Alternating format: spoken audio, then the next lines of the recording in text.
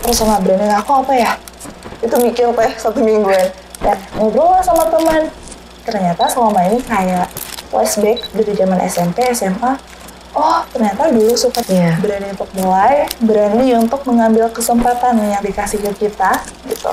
Setelah kita berani memulai, langkah selanjutnya adalah jadi dulu itu sebelum ngerantau kayak kita ngerasa udah cukup segini aja gitu. Setelah keluar ngerantau, gak ada apa-apanya, bener-bener kayak seujung kuku gitu istilahnya, gak ada apa-apanya gitu dibandingin sama orang lain. Dan dari situ tuh kayak, oh aku masih banyak loh kurangnya gitu, kayak belum ada apa-apanya dibandingkan orang lain. Dan walaupun ibu saya, kedua orang tua saya bukan yang S1, S2, tapi mereka dari dulu selalu menanamkan kepada saya, Kak, gak apa-apa ibu sama bapak, kasarnya ya, gak apa-apa ibu sama bapak dibilang bodoh.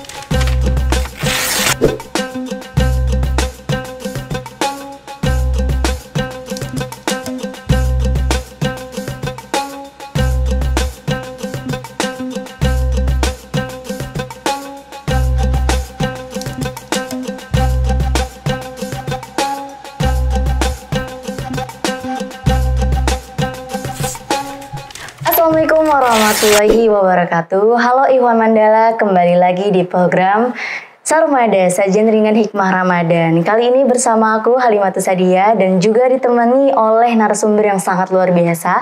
Dan kebetulan sudah hadir nih Ikhwan Mandala. Kita sapa-sapa dulu kali ya. Halo Teh Ria Agustira. Halo Teh Halimah. Halo, gimana nih Teh, apa kabarnya? Alhamdulillah. Teh Halimah sendiri gimana nih kabarnya? Alhamdulillah baik. Ini aku manggilnya Teteh atau Kakak aja ya? Boleh. Kakak juga boleh. Oh Kakak. Emang kalau boleh tahu Teh Ria itu dari mana asalnya? Oke, kebetulan saya ini asalnya dari Belitung Timur, Kepulauan Bangka Belitung, yang biasanya dikenal dengan negeri Laskar Pelangi. Laskar Pelangi berarti ada di pulau apa Kak? Nah, kalau Belitung itu ada di Pulau Sumatera, jadi ya menyeberangi pulau ya untuk mencapai Pulau Jawa ini. Tapi bisa bahasa Sunda untuk di sini. Sedikit ya. Oke. Nah, boleh nih untuk Teh Ria kayaknya buat memperkenalkan diri ke Ikhwan Mandala. Siapa tahu Ikhwan Mandala juga pengen tahu nih siapa nih gitu Teh Ria. Oke, terima kasih Teh Halimah. Halo Ikhwan Mandala, kenalin nama aku Ria Agustira, biasanya disapa Ria. Jadi bukan Ria ya, beda artinya. Jadi dari kata ceria. Nah, kalau aku sendiri Teh dari jurusan Ilmu Komunikasi Hubungan Masyarakat. Dan asalnya udah ya? Iya tadi. Oke, Kak Ria, kalau boleh tahu kakak ini semester berapa Kak? Oke, bismillah, insya Allah semester akhir Teh. Berarti udah di penghujung semester ya. Tapi untuk skripsian udah sampai mana nih sejauh ini? Kalau untuk skripsian kita lagi proses ya. Doakan semoga segera selesai ya. Amin, semoga dimudahin ya untuk proses skripsiannya. Teh Halimah juga Amin ya. Amin. Oh iya, Karya selain dari penggarapan skripsi, kesibukan Karya tuh untuk saat ini apa nih Kak? Oke.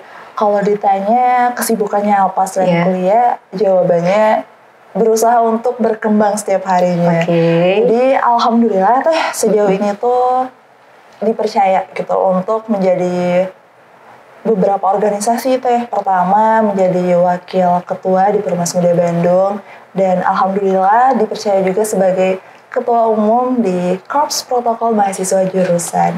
Selain di beberapa organisasi juga kegiatannya alhamdulillah dipercaya menjadi terkadang pemateri, MC maupun moderator di beberapa event gitu Teh Halimah. Wah, berarti jam terbangnya udah ini banget ya, udah banyak ya Karya. Masih belajar ya, masih belajar. Oke nih, membahas tentang pemateri, terus dengan beberapa banyak organisasi, gimana sih Kak untuk pengalaman menjadi sebuah pemateri atau sebagai ketua? Nah itu pengalamannya seperti apa Kak? Oke, kalau titik awalnya kali ya. Iya boleh. Gimana tuh? Kita mulai dari kuliah ya. Seperti yang Teh Halimah tahu dan Ikhwan Mandala tahu, Angkatan 21 itu masa tahun keduanya COVID atau pandemi. Iya benar. Dari situ tuh 2 tahun lumayan jenuh di rumah, kuliah pun online. Bahkan kita semester 3 tuh masih hybrid ya. Dari situ kayak, ini seriusan nih. gini-gini aja nih. Terus hybrid pun apakah dari kelas cuman ke kosan. Di situ tuh mulai jenuh sama diri sendiri. Alhasil kayaknya nggak bisa deh kayak gini. Harus keluar nih dari zona nyaman. Iya benar. Cobalah Teh, dari dulu tuh memang pengen ya untuk mengikuti duta. Cuman memang belum pernah kesampaian aja nih. Terus pas kuliah, coba tuh searching-searching. Yang namanya udah pandemi kan bukan cuma offline, tapi online pun ternyata tersedia. Ada. Nah, dari situlah kita coba pendaftaran di duta. Pertama tuh di Duta Pemimpin Indonesia, Pemimpin Muda Indonesia, dan Duta Inspirasi Indonesia. Awalnya sempat ragu Teh, kayak, aduh bisa nggak ya? Istilahnya insecure lah ya, bisa nggak ya? Secara kayak putri daerah lah gitu ya. Dan mencoba Teh, meyakinkan diri dan support dari orang tua juga. Coba nih untuk daftar jadi duta, dan alhamdulillah one take one shoot, alhamdulillah gitu pertama kali daftar dan diterima, kepilih. Dari situ. Oh berarti support dari orang tua juga mendukung ya? Bener banget. Terus kalau untuk apa sih kayak awal mula menjadi kayak dari step by step bisa diundang sebagai pemateri, nah itu gimana tuh Karya? Oke, alhamdulillahnya semenjak terpilih menjadi duta, ngerasa kayak pintunya tuh kebuka gitu, pintu kesempatannya. Pertama ketemu dengan teman-teman generasi muda yang luar biasa sekali di luar sana gitu. Dan dari situ dipercaya gitu kan untuk menjadi narasumber, sharing-sharing lah gitu. Seperti sekarang juga alhamdulillah sharing-sharing dengan Ihwan Mandala gitu terkait pengalaman. Masih belajar Teh, tapi kita berbagi sedikit cerita. Ini kayaknya Karya tuh tertariknya di bidang public speaking ya? Atau ada tertarik di bidang apa lagi nih Karya? Alhamdulillah Teh, dulu tuh lucu cerita awalnya. Kan kita tuh megang yang namanya handphone. Cuman akun Instagram tuh dulu lama.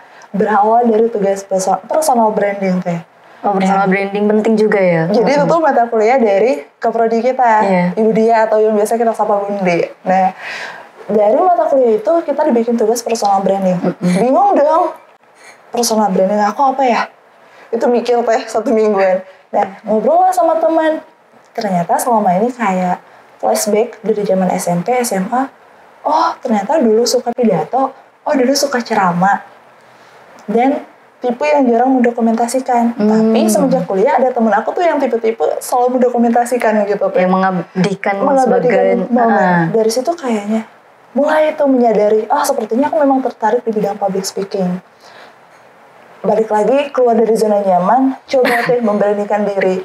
Ketika ada tawaran menjadi moderator, ambil. Ketika ada tawaran untuk sharing-sharing, ambil. Ketika ada tawaran untuk menjadi MC, walaupun masih belajar, akhirnya diambil. Dan dari situ Teh, awalnya kayak, personal branding dan ketahui potensi diri gitu. Oh, jadi kuncinya tuh mau mencoba untuk hal-hal baru, dan personal branding juga tuh penting untuk mengembangkan skill kita biar nanti tuh kedepannya tambah wawasannya tuh lebih jauh, lebih lebih luas gitu ya untuk mengembangkan potensinya.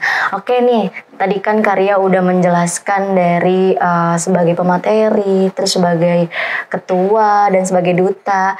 Nah kayaknya Ihwan Mandala juga pengen tahu nih gimana sih kayak awal-awal sebagai menjadi duta tuh kayak gimana detik-detiknya. Tapi tunggu dulu setelah yang satu ini.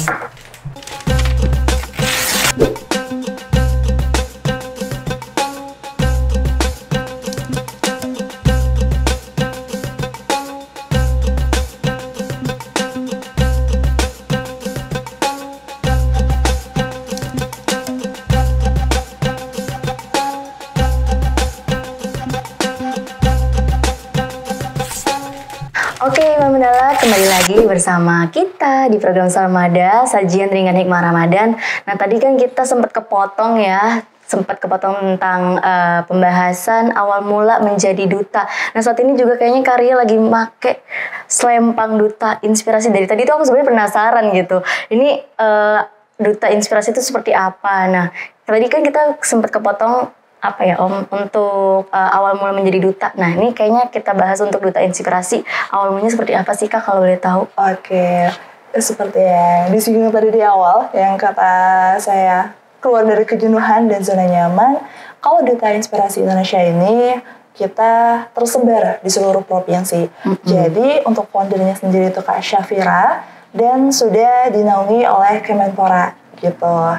Dan untuk pemilihannya ini biasanya kita lumayan banyak, alhamdulillah peminatnya sampai ratusan, alhamdulillah. Dan nanti seleksinya bisa dibilang lumayan ketat dan dipilih pemuda-pemudi yang memang berkompeten untuk mewakili provinsinya. Dan kebetulan saya dipercaya untuk mewakili provinsi saya. Oh, Masya Allah. Gitu. Kalau di per daerah atau per provinsi itu berapa orang biasanya dipilihnya? Biasanya dipilih 1 perempuan, 1 laki-laki. Jadi sepasang gitu teh. Kalau untuk tahapnya sendiri, selain berkas, kita juga suka ada FGD, jadi forum group discussion gitu. Dan juga ada interview gitu. Ada interview itu secara langsung di interviewnya sama online biasanya. Oh, online.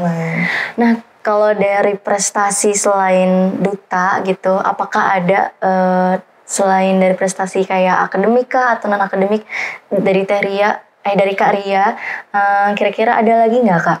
Oke, kalau saya selain di organisasi juga mulai memberanikan diri gitu untuk di bidang news anchor. Oh, pernah berarti pernah ikut beberapa, tapi memang bukan yang semulus itu tiba-tiba dapet ya. Setelah jatuh bangunnya lah istilahnya, alhamdulillah gitu di bidang news anchor dan juga finalis MC nasional gitu teh. Dan satu lagi, semenjak kuliah ternyata saya mulai tertarik dengan bidang protokol gitu teh. Oh, jadi pernah ikut lomba news anchor, tapi pernah nggak ada kayak perlombaan di keprotokolan kayak gitu? Pernah nyoba nggak teteh? Kalau untuk sejauh ini belum pernah ya teh untuk di lomba keprotokolannya.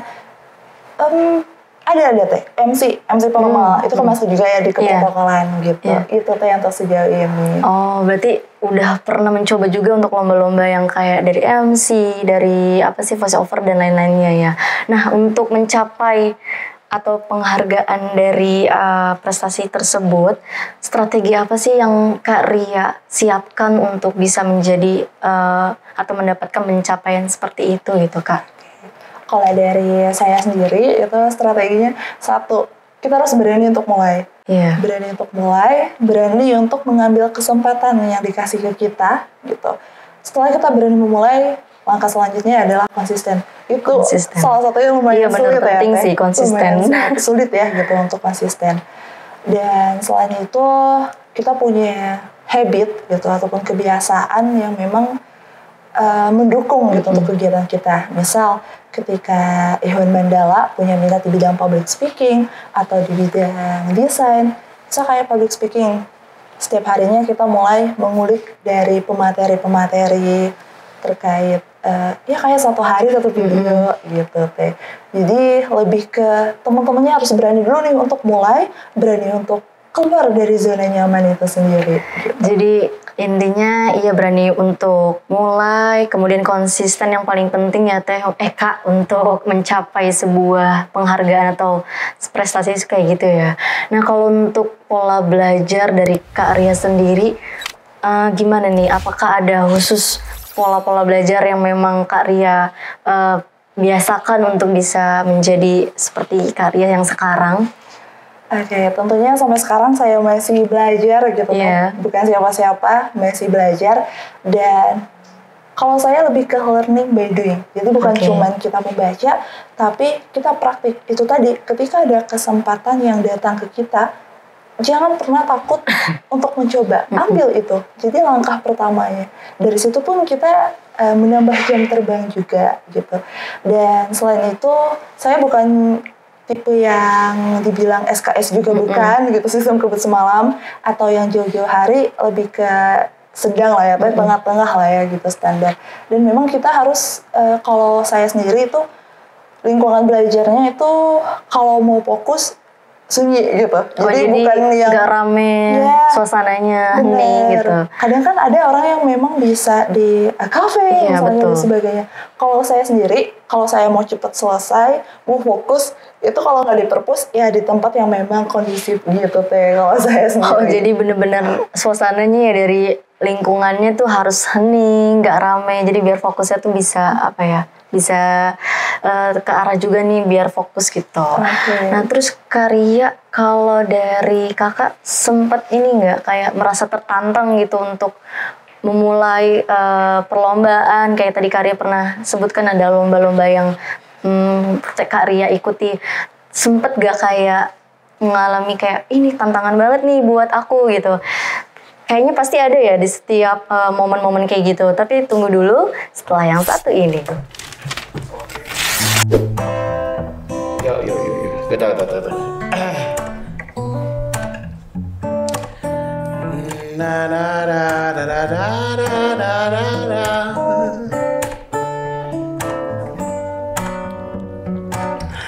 Berdua menunggu di sini, berharap hujan tak berhenti. Tetes demi tetes basahi jalanan kota ini.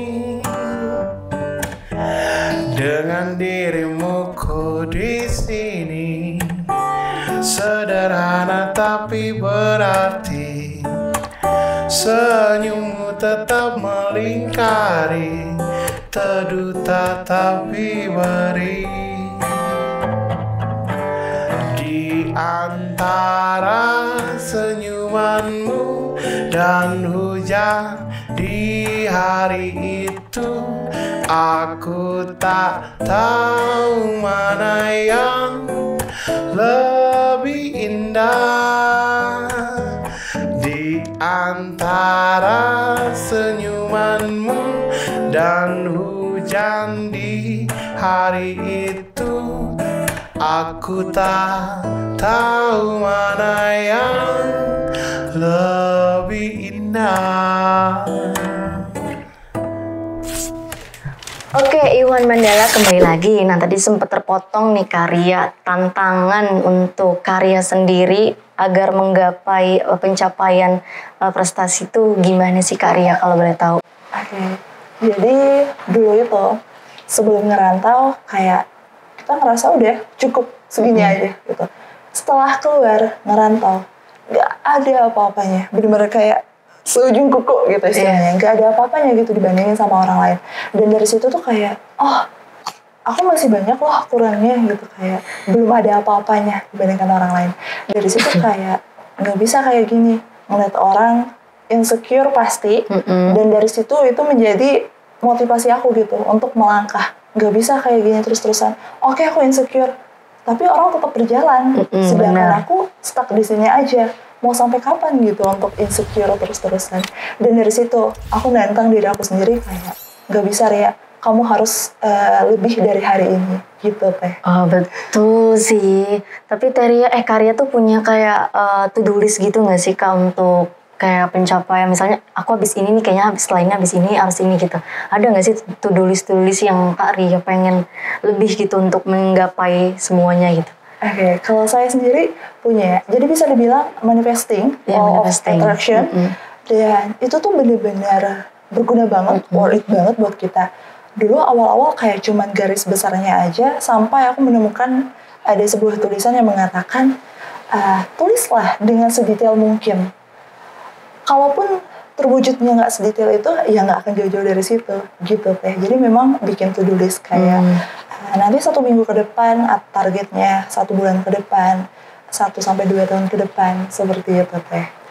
Terus kalau Karya sendiri biar skill-skill atau potensi yang Karya punya itu cara buat ngembangin diri Karya agar bisa lebih berkembang, lebih bertumbuh, lebih grow up-nya itu gimana tuh Karya?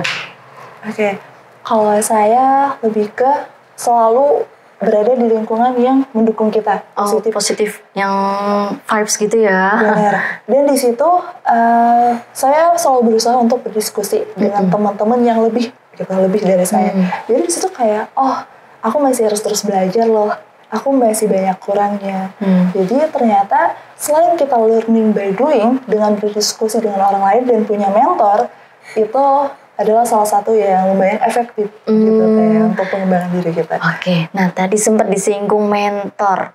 Kali ini nih untuk Karya, ada nggak sih Kak kayak sosok inspirator atau motivator yang Karya sampai saat ini tuh menjadi apa ya, acuan buat Karya supaya Karya tuh semakin semangat, semakin kayak ada yang, oh ini ada yang mendukung aku, jadi aku lebih kayak ya apa ya, lebih positif untuk melakukan kegiatan-kegiatan untuk kedepannya. Itu ada nggak sih Kak kayak motivator? Tentunya ada, dan saya rasa ya setiap dari Iwan Mandala pun mempunyai sosok motivasi itu, motivator. Kalau saya sendiri, kalau ditanya siapa, bukan pacar, bukan ya. Kirain gitu ya, kirain bukan someone. Dan kalau saya sendiri, orang tua. Kenapa orang tua? Benar. Selain mereka sosok yang membesarkan saya, dari mereka saya belajar banyak. Orang tua saya bukan sosok yang berpendidikan tinggi, maksudnya bukan yang menempuh kuliah. Ayah saya alhamdulillah mencapai SMK gitu. Ibu saya harus paket B dan C gitu. Jadi di zaman mereka tuh, di daerah saya, di zaman mereka tuh lumayan susah untuk pendidikan, apalagi untuk seorang perempuan. Dan walaupun ibu saya, kedua orang tua saya bukan yang S1, S2, tapi mereka dari dulu selalu menanamkan kepada saya, Kak, gak apa-apa ibu sama bapak, kasarnya ya, gak apa-apa ibu sama bapak dibilang bodoh gitu. Asal anak-anak ibu sama bapak gak kayak gitu. Dari situ kayak ada dorongan dari kita.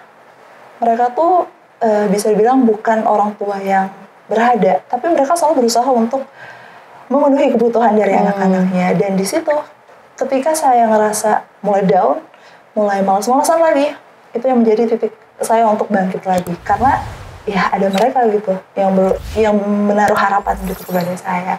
Nah, seandainya nih Karya, orang tua Karya kan tidak tahu ya kalau Karya tuh di sini emang udah kayak dapat pencapaian ini, pencapaian ini. Nah, kalau Karya sendiri ada nggak sih kayak rasa ingin memberikan sesuatu ke orang tua bila ada orang tuanya di sini? Nah, Karya ingin mengucapkan apa untuk orang tua Karya sendiri? Karena kalau udah ngomongin orang tua ya lumayan deep ya gitu. Oke. Buat kalau di sana manggilnya Uma, Bapak. Oh, Uma, Bapak. Jadi Uma itu ibu, Bapak. Buat Uma sama Bapak, makasih udah membesarkan seorang putri pertama kalian dengan luar biasa. Terima kasih untuk doa-doa yang selalu kalian panjatkan, dukungan yang tiada henti, dan sehat selalu, panjang umur untuk membersamai putri Anda ini. Masih panjang perjalanannya, dan yang pengen aku berikan adalah ya tentunya kebanggaan buat mereka.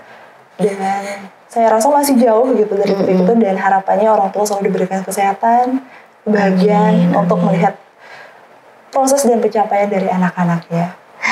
Oke, aduh jadi sedih gini ya, tapi nggak apa-apa, kan kesedihan juga untuk pencapaian Terry kan, karena itu harus dibanggakan juga ya, karena kan pencapaian Terry itu lumayan agak butuh proses yang panjang.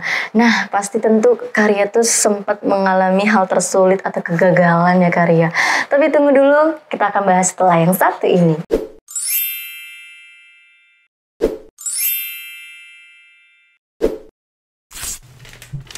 Nah, kita kembali lagi nih Iwan Mandala. Tadi sempat kepotong lagi. Nah, sempat kita bahas tadi dari bukan tantangan, hal tersulit atau kegagalan Karya yang pernah Karya alami. Nah, kalau boleh tahu apa sih Kak hal tersulit atau kegagalan Karya yang pernah Karya alami? Oke. Tentunya dari kita pernah ya di titiknya itu, ketika benar-benar kita ngerasa down. Dulu pernah 1 tahun penuh itu aku coba apply semua beasiswa, aku coba untuk ikut setiap perlombaan yang ada, dan dari situ tuh nggak ada satupun yang nyantol gitu istilahnya. Kayak ngeliat teman-teman di sekitar aku tuh kayak, kok mereka bisa sih, kok mereka segampang itu sih kelihatannya gitu. Dan di situ mulai tuh kayak 6 bulan pertama masih oke, pasti bisa kok, pasti ada waktunya aku. Mulai tuh setelah 6 bulan selanjutnya tuh kayak bener-bener down tuh kayak ada titik di mana aku bener-bener nggak mau ngapa-ngapain, aku nggak mau keluar rumah, aku nggak mau, dan itu tuh masih dalam periode libur ya kalau nggak salah. Dan kita baru pulih juga ya dari pandemi gitu, bener-bener males ketemu orang, bener-bener kayak tiba-tiba introvert, menutup diri lah gitu dari luar. Dan sampai titik dimana balik lagi setelah beberapa bulan, orang tua yang selalu jadi alarm ya. Oh, kayak, pengingat gitu ya. Yang jadi alarm. Kayak, ini serius nih mau kayak gini terus-terusan gitu. Mau jadi apa gitu kan. Itu bener-bener kayak menutup diri gitu deh. Dan dari situ ya coba untuk bangkit lagi gitu. Berarti emang bener ya kalau dari support orang tua tuh pengingatnya jadi kunci kita buat gak mager lagi, gak down gitu ya. Nah nih ngomong-ngomong soal bulan Ramadan, kan sekarang lagi bulan Ramadan nih Karya. Menurut Karya apa sih hakikat Ramadan, atau gimana nih supaya Iwan Mandala supaya lebih produktif di bulan Ramadan? Boleh nggak Karya ceritakan atau kasih tips nih buat Iwan Mandala? Oke, tentunya buat Ria sendiri dan juga buat Iwan Mandala, bulan Ramadan ini tuh benar-benar bulan yang luar biasa banget. Iya.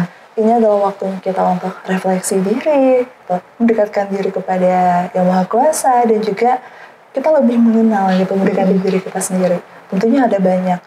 Sekarang banyak kajian-kajian, kemudian kegiatan-kegiatan sosial.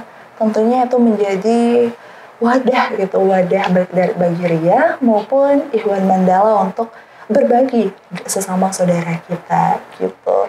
Atau bisa juga kita yang membuat kegiatan itu gitu, melayani orang-orang di sekitar kita gitu. Intinya lebih apa ya, banyak kegiatan positif aja lah gitu ya untuk bulan Ramadan. Apalagi kan bulan Ramadan tuh banyak banget pahala yang apa sih, yang setimbal untuk yang bagi mahasiswa bagi manusia yang melakukan kegiatan yang positif-positif gitu ya Kak. Betul. Nah untuk sebelum mengakhiri program ini, ada nggak sih closing statement dari Karya sendiri? Oke, kalau dari Ria sendiri, buat Ria, teman-teman di luar sana, Iwan Mandala,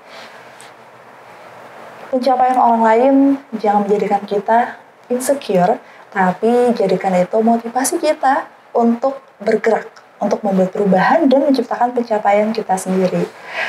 Dan buat teman-teman, jangan pernah ragu untuk melangkah. Ambil langkah awal itu dan coba. So buat teman-teman, let's move and make a change. Wih, let's move ya Iwan Mandala. Oke, terima kasih banyak Karya sudah datang untuk program Sarmada kali ini. Oke, sekian untuk program Sarmada kali ini. Terima kasih banyak. Wassalamualaikum warahmatullahi wabarakatuh.